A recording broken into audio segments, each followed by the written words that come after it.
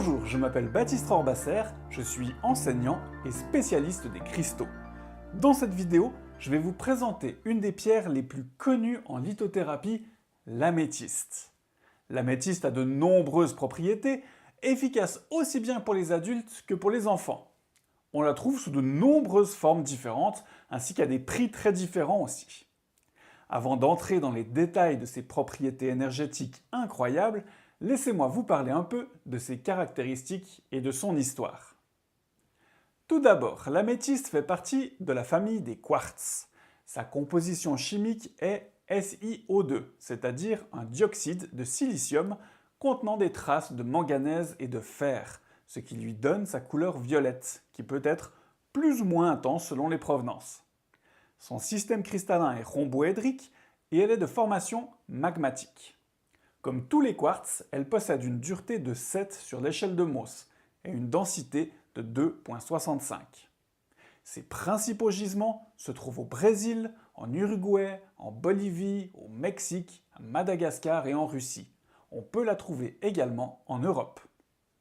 Au niveau énergétique, l'améthyste résonne avec les 6e et 7e chakras.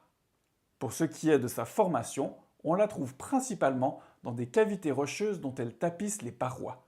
On les retrouve spécifiquement dans des géodes, c'est-à-dire des cavités fermées dans lesquelles les cristaux d'améthyste se sont développés. Il est important ici de préciser que lorsque l'améthyste se retrouve chauffée à une température de 400 à 500 degrés, elle change naturellement de couleur pour devenir jaunâtre.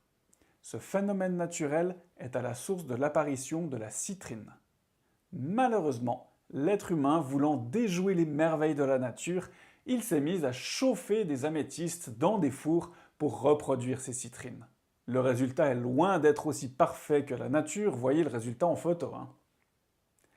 Parlons maintenant un peu de son histoire. L'origine du nom pour commencer. Améthyste vient du grec a privatif et méthyle l'alcool, c'est-à-dire sans alcool.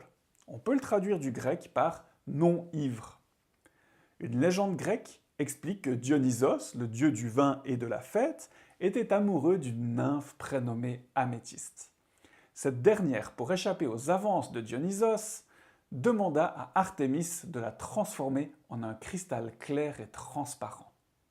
En colère, Dionysos jeta son verre de vin sur le cristal qui en prit la teinte violette. C'est pour cela que les gens croyaient que l'améthyste pouvait protéger des effets néfastes et négatifs de l'alcool, des intoxications et apaisait les colères et les frustrations. A noter que si la légende varie selon les livres de référence, le résultat est toujours le même. On trouve encore quelques informations intéressantes de l'améthyste dans différentes civilisations.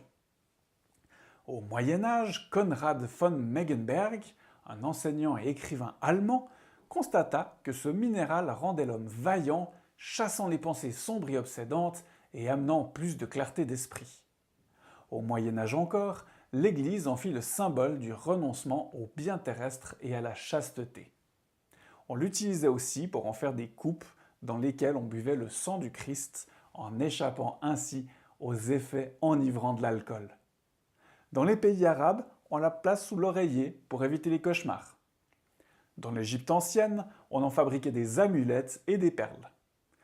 Pour les Hébreux, l'améthyste était la 9e pierre du pectoral du grand prêtre d'Israël. Elle était aussi une des pierres des portes de la Nouvelle Jérusalem. Voilà, passons maintenant en revue ses propriétés spécifiques. Sur le plan physique d'abord. L'améthyste calme les douleurs en général, et particulièrement les maux de tête dus à des tensions. On peut l'utiliser également pour apaiser les blessures et résorber les ecchymoses. Elle est également connue pour son aide dans les troubles des voies respiratoires et sur certains problèmes de peau comme les furoncles par exemple. On n'oubliera pas bien sûr de parler de son efficacité pour lutter contre les dépendances à l'alcool, au tabac, au jeu, etc. Pour ce qui est de son utilisation au niveau physique, on peut la poser localement pour ce qui est des douleurs ou des blessures. Elle sera très efficace en élixir pour traiter les dépendances. Une prise de quelques gouttes régulièrement dans la journée permettra de retrouver du calme et d'atténuer toute dépendance.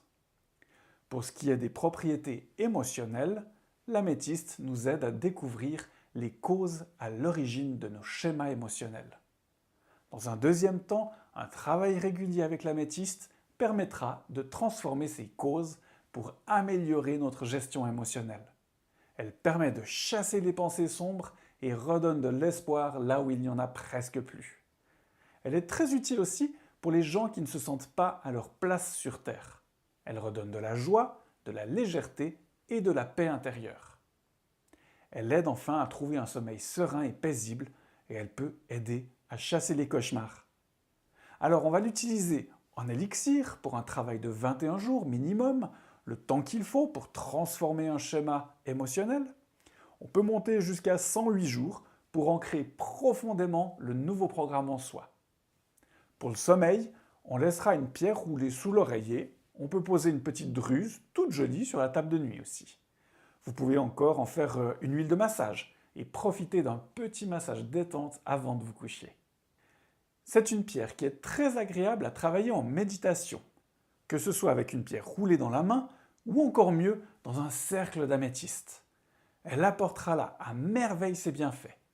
On peut aussi, bien sûr, la porter sur soi au besoin. Sur le plan spirituel maintenant, c'est une pierre de méditation parfaite. Elle ouvre à la communication avec le monde spirituel. Elle nettoie et ouvre les chakras 6 et 7 pour faciliter l'intuition et les capacités médiumniques. Parlons maintenant des différentes formes de l'améthyste. On la trouve sous de nombreuses formes différentes et donc forcément aussi à des prix différents. On choisira donc son améthyste surtout en fonction du travail qu'on veut faire avec. La pierre roulée bien sûr est le plus classique et le moins cher. Avec la pierre roulée, on peut faire beaucoup de choses. La porter sur soi tout au long de la journée, la poser localement sur les douleurs physiques, méditer avec la pierre dans la main, créer un élixir, une huile de massage, un spray aurique. Voilà. Avec plusieurs pierres roulées, on peut même en faire un magnifique cercle de cristaux pour une méditation profonde et ceci à un prix très correct. Ensuite, on trouve les druses d'améthyste. Celles-ci sont très bien pour décorer la maison. Relativement petites, elles sont très utiles sur une table de nuit pour favoriser un bon sommeil. Leur champ d'action sera plus élevé qu'une pierre roulée, mais pas forcément assez pour harmoniser toute une pièce. Dans ce cas-là, il vous faudra une géode d'améthyste. Une géode possède un champ d'action bien plus efficace pour harmoniser un lieu de vie. Pour les personnes qui aiment utiliser l'améthyste pour recharger les pierres, la géode s'y prête parfaitement, avec la possibilité d'y déposer ses cristaux à l'intérieur. Alors selon la profondeur de votre géode, ça va de soi. Le seul inconvénient, son prix. Une géode aura forcément un prix bien plus élevé qu'une pierre roulée ou qu'une druse. Considérez donc l'achat d'une géode comme un investissement pour votre lieu de vie ou votre lieu de travail. Pour ce qui est de l'entretien de l'améthyste, en pierre roulée, il suffira de passer la pierre sous un filet d'eau régulièrement pour la décharger de tout ce qu'elle aurait pu prendre sur elle. Idéalement, bien sûr, vous pourriez la laisser faire trempette dans un petit cours d'eau, près de chez vous si possible, et à l'ombre. Pour une géode, un petit bain de temps en temps, dans une bassine, lui sera très agréable. Une fois nettoyée, vous pouvez la laisser recharger à l'énergie de la lune. Attention de ne jamais laisser l'améthyste trop longtemps au soleil. Elle y perd sa couleur et un peu de sa puissance. Vous pourrez retrouver sur mon site magiedescristaux.com la technique que j'utilise depuis de nombreuses années, très facile à mettre en place et qui fonctionne pour toutes les pierres. Vous allez sous l'onglet cadeaux, vous téléchargez le guide PDF Comment vous y prendre simplement pour nettoyer et recharger vos pierres. C'est tout simple, c'est gratuit et ça c'est pour vous. Voilà, nous avons fait un joli tour des informations sur l'améthyste. Bien sûr, si vous souhaitez partager votre expérience, ajouter des compléments d'informations, surtout ne vous gênez pas. Laissez-moi un commentaire sous la vidéo ou sur mon site internet. C'est tellement enrichissant de partager nos connaissances. Vous pouvez également mettre un petit like à la vidéo, vous abonner à la chaîne pour ne pas manquer les prochaines présentations cristallines. Et si vous souhaitez faire l'acquisition d'une améthyste, vous pouvez cliquer sur les liens qui sont sous la vidéo ou vous rendre sur la boutique en ligne magiecristalline.com et taper améthyste dans la barre de recherche. Vous trouverez également sous la vidéo un lien vers ma mini-formation gratuite à la découverte des cristaux ou un lien vers la formation payante lithothérapie des bases solides. Je tiens encore à préciser que selon votre problématique, il peut être préférable de consulter un lithothérapeute confirmé, voire un médecin. Voilà, je vous remercie de m'avoir suivi. Je vous dis à très bientôt pour la présentation d'une nouvelle pierre. Bye bye.